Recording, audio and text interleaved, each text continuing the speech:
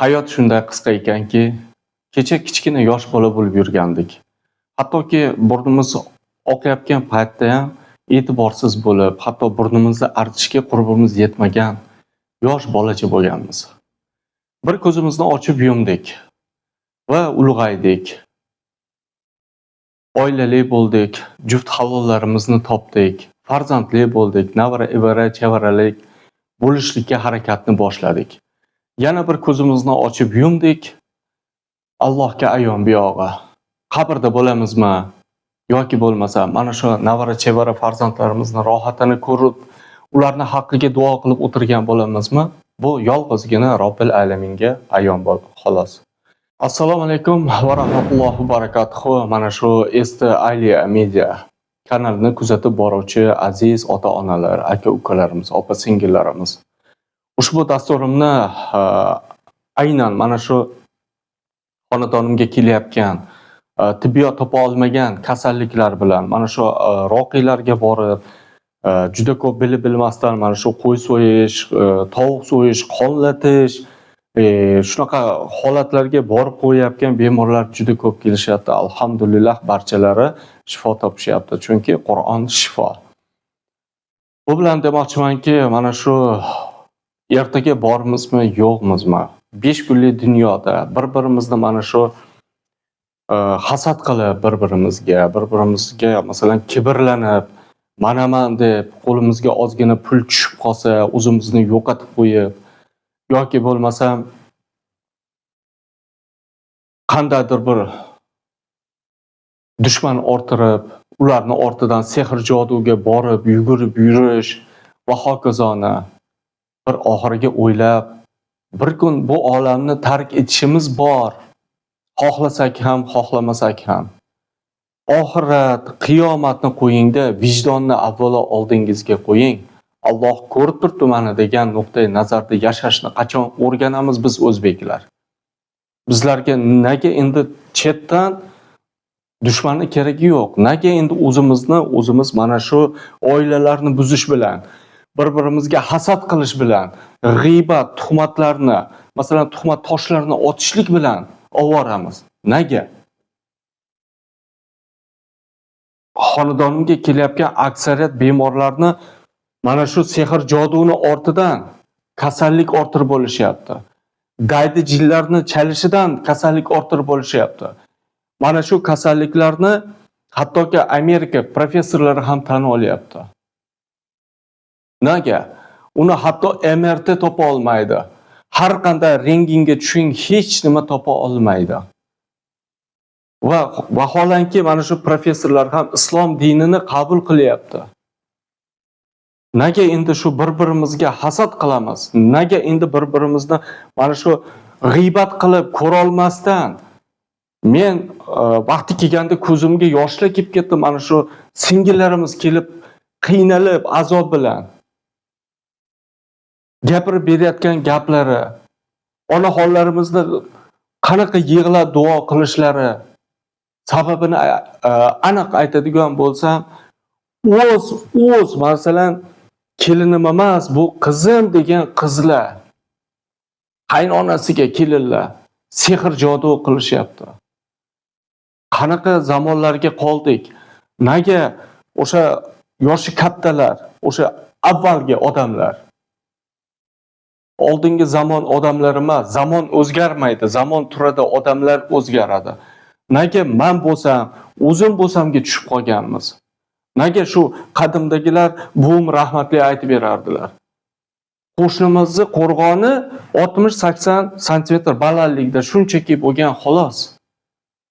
Agar bir kun o'chog'idan, tandiridan masalan 2 kun, 3 kunda tutun chiqmasa, bitta kosada oilasiga qarab, imkonimizga qarab, bitta kosada ovqat, 2-3 ta imkon darajasida non berardik. Bir-birimizni qo'llab-quvvatlardik deyaptilar. Hozirgi odamlarchi? Hozirgi odamlar nima qilyapti? Pulni deb vijdonni sotyapti. Pulni deb bir-biriga mana shu sehr jodu, ilmi amal qildiryapti. Vaholanki men roqiyman deb yo domlaman deb yo men otin oyaman deganlar ham bor ekan. Borib qolishyapti, bemorlarimiz aytib berishyapti o'z og'zi bilan. Borishsa qo'y so'yishlik, tovuq so'yishlik, qonlatishlikka tavsiya qilishar ekan. Qo'l ol deyishar ekan. Kinnachilik qil deyishar ekan. Ana shundagina sen darddan forig' bo'lasan deyishar ekan. Vaholanki buni ortidan ana shu qo'l olib qo'yganlar, o'zini qo'llatganlar bilmaydiki, ana shu insonlar chiroy yoqadi. Ana shunaqa insonlar. Chiroy yoqadi, o'ziga kelgan shaytonlari ko'payib ketadi. Qaysar shaytonlar, jinlari. Va mana shu shifo talabida kelgan bemorlarni o'ziga urib yuboradi, ana shu yomon jinlarni qo'shib haydaydi. U bemor bir kun yaxshi turadi, 2 kun yaxshi turadi. Lek avvalgi kasalligi 2 barobar, 3 barobar qiynalishni boshlaydi. Vaholanki yana boradi o'shalarning oldiga. Va ular aytadi, kinnachilik qiling, shifo topib ketasiz. Siz qilmayotganligingiz uchun shu dard bilan azob chekyapsiz deyshadi. Mana shu hozir bu holat juda ko'p bo'lgan. Mana shu iltimos qilganlar uchun ushbu dasturim tayyorladim. Sababki mana kadrga qarang. Xonadonlardan mana shu singlimizni chiqqan mana shu sehr jodular bo'ladi. Har biriga yaxshilab e'tiborli bo'ling. Qarang. Mana shu sehr jodularni qilyapgan, o'zini odamman deb yurgan inson qiyofasidagi shaytonlardan Allohim o'zi asrasin avvalo. Vaholanki Alloh o'zi kechirsin, qayerdadir bilib bilmagan gunohlarimizni evaziga Robbil alamin izn beradi shularga.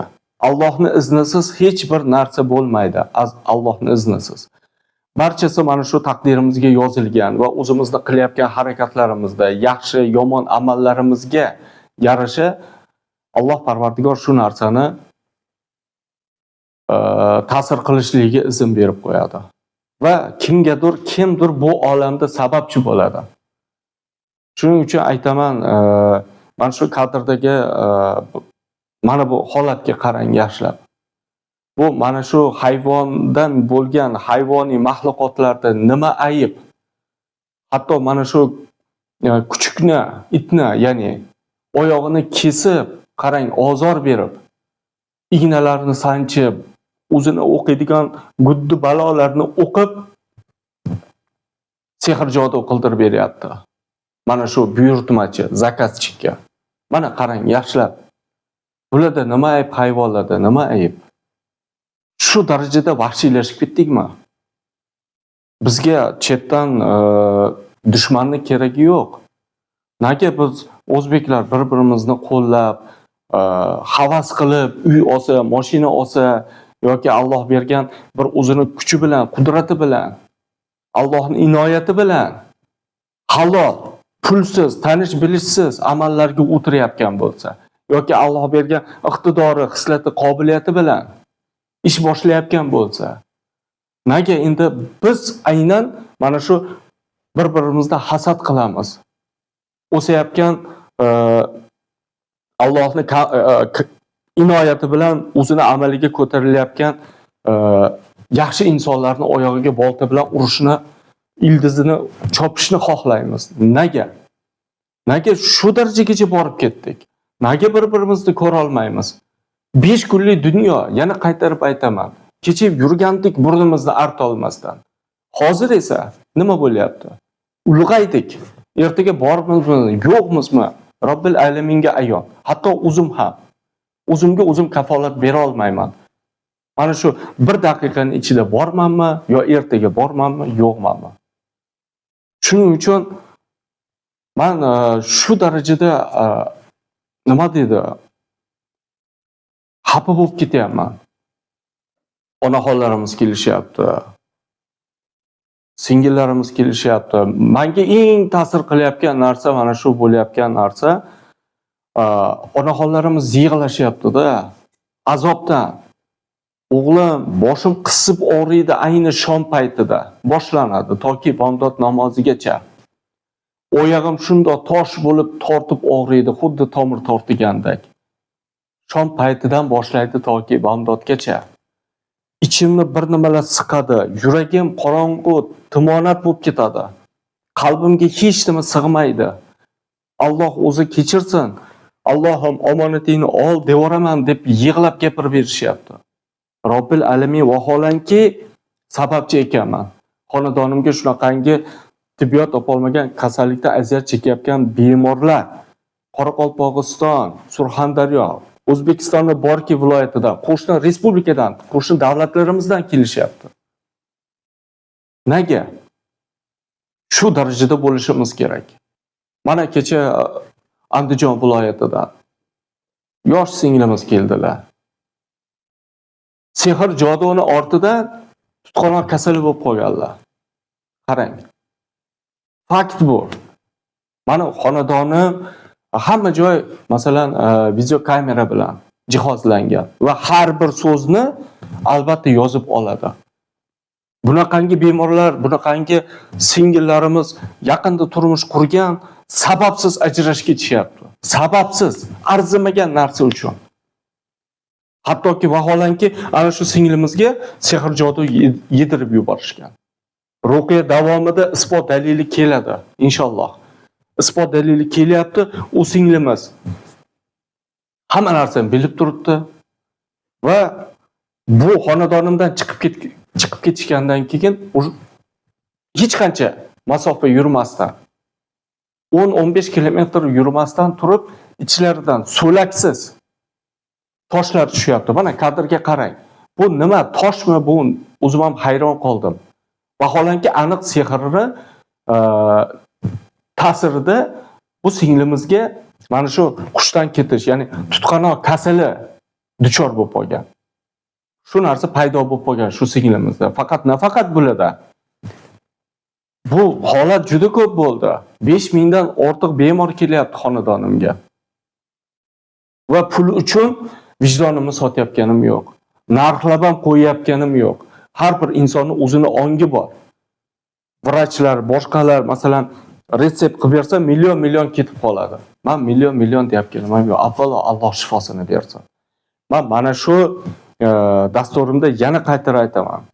Mana shu onam rahmatlikka ko'z oldimga keltiraverganimda mana shu insonlarga, ya'ni asosan onaxonlarimizga, singillarimizga mana shu oilasi buzilib ketadi degan darajagacha kelgan yoki sababsiz buzilib ketgan, shuni dardidan udar bilan, ikkinchi zarba bilan, sehrni ortidan va ajralish bilan siqilib o'z jonimga qasd qilaman deyapgan singillarimizga yaxshilik qilish maqsadida men har bir ishimni yig'ishtirib chekkaga mana shu shifoga talab muhtoj insonlarga yaxshilik yo'lida mana shu ishimni boshladim qaytadan.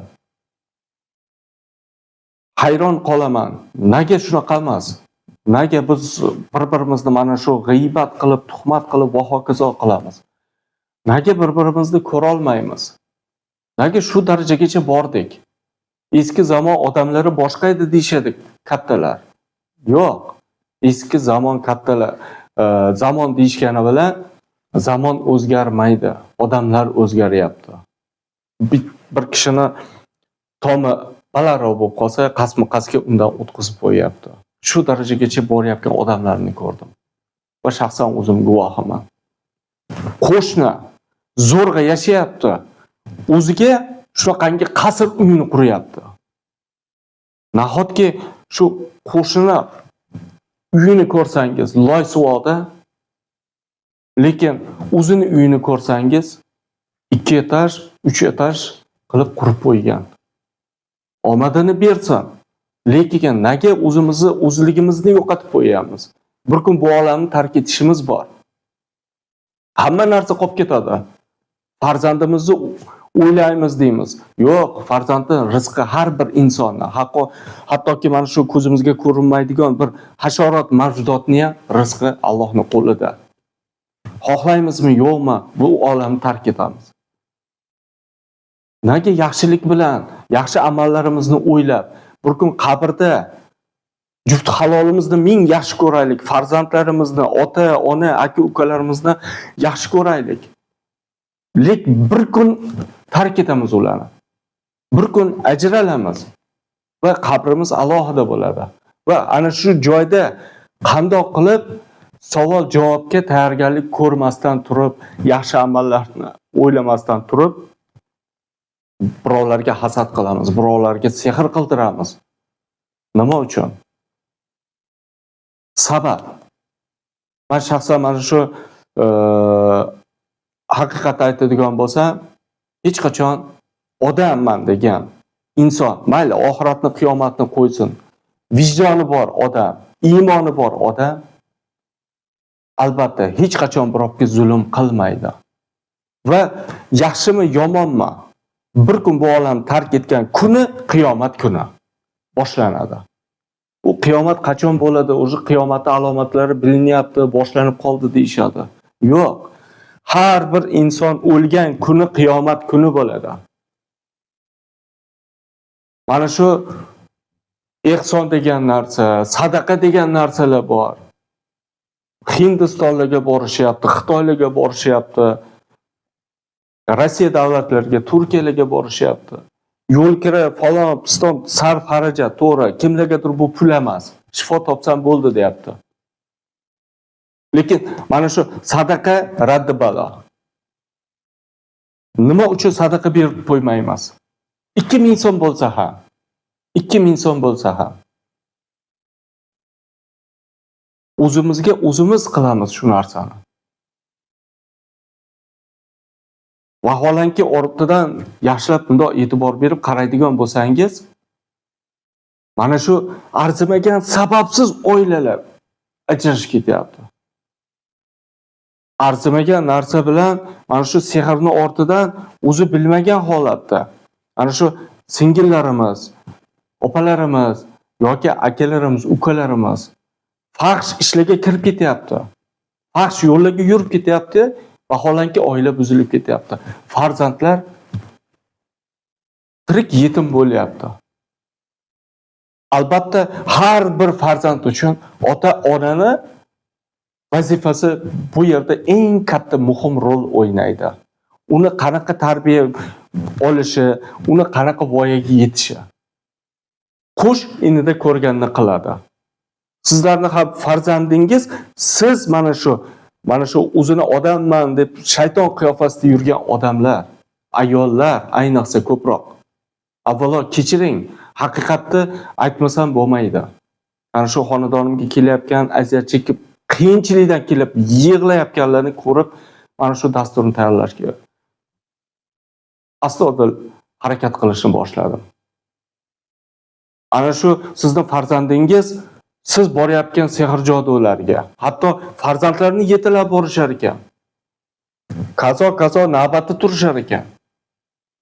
Ana shu folbinlarni qilayotgan sehr jodu amallariga. Bu yerda men folbinlarni ayblamayman. Folbinlar bunaqa, unaqa deya olmayman. Chunki Alloh sinov uchun ularni yaratdi. Holbuki Rasululloh sallallohu alayhi va sallamga qilingan sehrni ortida 3 kun yotganlari, boshlari qisgan holatda, tanalari og'rigan holatda yotganlarga mana shu insonlarni nima deydi? Berayotgan savollarga men javobim odamlarga ibrat bo'lsin deb Robbil alamin eng suyukli bandalarni, masalan, bandalardan eng yuqoridagi, eng yaxshi ko'ruvchi shu Nabiy sallallohu alayhi va sallamni biz insonlarga, ya'ni Rasulullohning ummatidamiz degan Alloh qalbinda deydigan insonlarga ibrat bo'lishlik uchun Alloh Robbil alamin shu narsani ko'rsatdi va izn berdi. Sehr ta'sir qilishligiga. Ortga qaraylik. Qani bizdan avvalgilar? Qani payg'ambarlar? Qani buvilarimiz qani? Biz yaxshi ko'rgan, ardoqlagan insonlarimiz qani? Hammalari o'tib ketishdi. Bizdan avvalgilar ham ketishgan. Biz ham ketamiz. Va bizlardan keyingilar ham albatta ketadi. Va Robbil alamin bilan bir kun yuzlashamiz. Qanday qilib javob beramiz? Qandoq qilib? Tuhmat, shantaj, shunaqa narsalar juda ko'payib ketdi. Nahotki vijdonni pul uchun sotilyapti.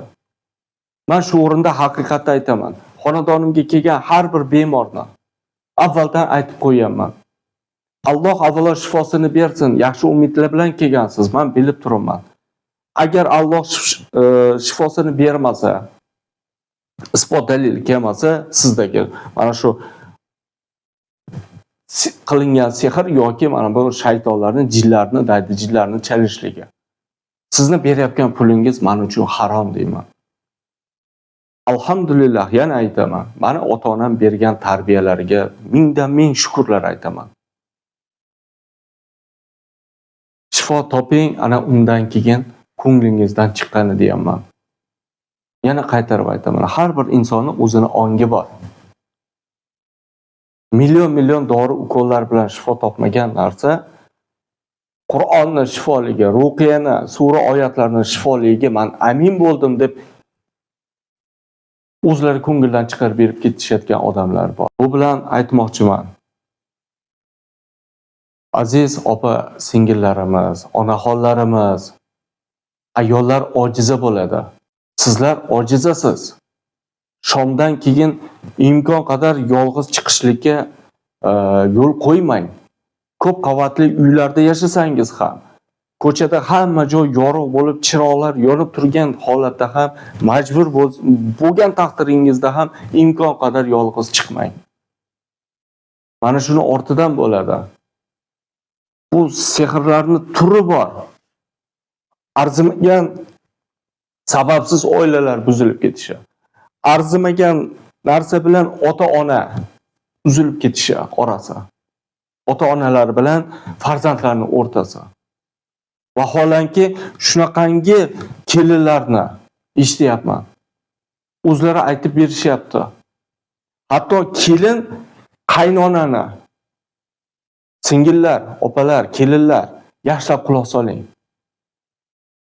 Qaynonangizga nimaiki hunar qilgan bo'lsangiz, sensirab so'kishar ekan. Hattoki o'lib ket deb qarg'ar ekan. Shunaqangi kelinlar bor ekan. Bir kun inshaalloh o'zingizga qaytadi. Al-qasos minal haq. Sizni boshingizga buni 2-3 barobar bo'lib qaytadi. Mana shunaqangi qaynonasini ona o'rnida ko'rib, onasidan yaxshi ko'rib, mehr bilan gapirib, xizmatida bo'lib, duosini olmayotgan mana shu singillarimizga meni maslahatim xolos. Xohlaysizmi, xohlamaysizmi, bu kun albatta qaytib keladi. Sizga 2-3 barobar bo'lib qaytadi inshaalloh. Shuning uchun aytaman. Baraka topkurlar. Mana shu sehrga, joduga borib, hasad qilishlikni, boshqalarni yig'ishtiraylik. Bir-birimizni qo'llab-quvvatlaylik. Farzandlarimizni o'ylaganimiz bilan bularni rizqi, o'zimizni rizqlarimiz barchasi Robbil alaminning ixtiyorida. Rizqimiz tugagan kuni bu olamni tark etamiz. Odamlarga tuhmat qilish, shantaj qilish, ko'ra olmaslikni yig'ishtiraylik hasadlarni. Kibrlanish, manmansirashlarni yig'ishtiraylik. Bir kun xohlasak ham, xohlamasak ham yana qaytarib aytaman, bu olamni tark etamiz. Va men mana shu onajonim rahmatlini shu ko'z o'ngimda aylantirayotganimdan, doimiy yodimda bo'lganlari uchun, doimiy mana shu ibodatlarimda haqqilariga Qur'on tilovat ruhlariga baxshida atab, ruhlariga kuch-quvvat bo'lishligi, oziqa bo'lishligi uchun o'qigan sarim onajonim har doim meni hayolimdalar. Nega onalaringizni yaxshi ko'rmaysiz, ayrim farzandlar? Nega yaxshi ko'rmaysiz? Qaynona, qaynota deymiz. Ular bizni ota-onamiz. Odam alayhissalom va momo Havodan, ularni tanalaridan chiqqan ruhlardan Alloh Robbil alamin bizlarni yaratgan. Nega endi qaynonam, qaynotam deymiz, yomon ko'ramiz, boshqa qilamiz? Vaholanki o'ylamaymizki, mana shu singillarim Mana o'zimni aybim bilan qaynonam menga dakki beryapti, to'g'ri yo'lga boshlayapti deb tushunmaymiz. Naki to'g'ri qabul qilmaymiz. Ortidan qarg'aymiz, ichimizda so'kamiz. Jahlmi jahlga mana senga sandan qutulib qo'ya qoladi deb sehrga boramiz, sehr jodu qildiramiz. Nega? Yana qaytarib aytaman. Bir kun boshingizga o'g'ilmisiz, qizmisiz, kelinmisiz, onangizga qanday mehr bilan, ularni duolarini olishga zorlik bilan yashamas ekansiz, ularni mensimas ekansiz, albatta 2-3 barobar bo'lib o'zingizga qaytadi. Al qasos minal haq. Albatta kelasi dasturlarimni kuzatishda davom eting. Ana shu kelayotgan bemorlarimizni imkon qadar orqa kadrdan bo'lsa ham har bir mana shu kasalliklarni qanday kasallik bilan aziyat chekishgan bo'lsa albatta chiqarib boraman. Va mana shu xonadonimga kelgan mana kecha bir kunning o'zida shu Xorazmdan, Qoraqalpog'iston respublikasidan, o'zimizning Vodiydan, Farg'onadan, Marg'ilondan kelayotgan bemorlarning oralarida mana shu Nukusdan kelgan bir akaxon o'g'il farzandlarini yetalab kelgan ekanlar. U kishida hech qanday kasallik alomati yo'q, na tibbiyotdan, na tabobatdan. Aybi faqat mana shu telefonga o'tirib, miya telefondagi programmani olib kirib qo'ygan. Shuni hisobiga siqilish, keyin ko'z o'ngida ana shu o'ynagan paytlardagi narsalarni ko'zga ko'rinib ketishi va hokazo. Bo'lganligi uchun ham bunaqangi isbot kelmaydigan bemorlardan men haq olmayman. Olganim ham yo'q.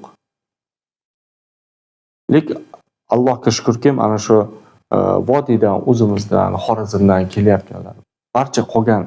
Barcha insonlar isbot dalili bilan shifo topishyapti. Va mana shu onam qatori yoshi kattalar onlayn tarzda hattoki shifo topishayotganiga mana o'zingiz amin bo'ling. Mana shu Telegram silkalari, chat Aliya Media 1106 agar o'zim bilan yolg'iz bog'lanay desangiz Aliya Media deb yozsangiz Telegramga albatta o'zim bilan alohida bog'lanasiz. Yoki bo'lmasa men mana shu shifo topayotgan onaxonlarni, singillarimizni, aka-ukalarimizni ovozini eshitay deydigan bo'lsangiz albatta mana bu Aliya Media 1106 chatga bog'lanib qo'ying va o'zingiz guvohi bo'ling. Robbil alamin Alloh Parvardigor barcha shifo talabidagi bemorlarimizga, mana shu shifoxonada yotgan bemorlarimizga Allohim o'zi komil shifosini ato etsin. Shu davleniyasi doimiy o'ynayotganlar, doim dori ichib yuradiganlar, tabletkasiz og'riqdan forig' bo'lmayotgan, masalan, qutula olmayotgan bemorlarimizga men yana bir bor tavsiya qilaman. Albatta murojaat eting va o'zingiz guvohi bo'ling. Zero Robbil alamin shifosini ato etsa, bu siz uchun haqiqiy mo'jizaga ishonch hosil qilishingiz va Alloh Parvardigorni o'zini kalomidan bo'lgan sura oyatlarni siz uchun shifo baxsh bo'lganiga o'zingiz amin bo'lishingiz turgan gap. Kelasi dasturlarimizda albatta asosiy dasturlarni chiqarib boraman. Va mana shu dasturlarimizda ko'rishguncha sog' va salomat bo'ling.